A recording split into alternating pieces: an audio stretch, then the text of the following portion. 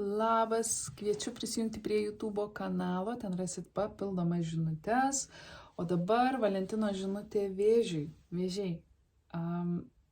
Kai kurie iš jūsų einat trečios šalies situacijos link arba esate įstrigę joje. Patarimas yra neiti į santykį su žmogumi, kuris yra įsipareigojęs, ar ne, neleisti savo įgriūti į tokias situacijas. Nes aš matau tą riziką. Galbūt jūs sužavėjo žmogus, kuris yra įsipareigojęs, galbūt jūs esate įsipareigoję ir jūs susižavėjot kažkokiu kitu žmogumi. Laikas yra paleisti. Laikas yra žygiuoti toliau. Ir patarimas yra žygiuoti toliau.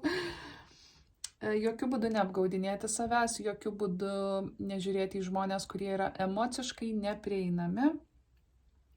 Aiškiai brėžti ribas ir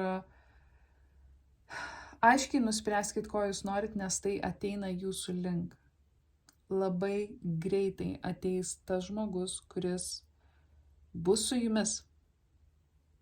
Ir tam, kad tas žmogus ateitų ir prie jūsų atsirastų erdvė tam žmogui, jūs turite išlaikyti ribas ir neiti į kompromisus ten, kur jūs nenorite eiti į kompromisus.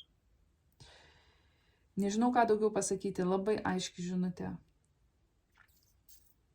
Jokių trečių šalių, jokių emociškai neprieinamų santykių, jokių kažkokių telenovelių ar tragiškų įvykių.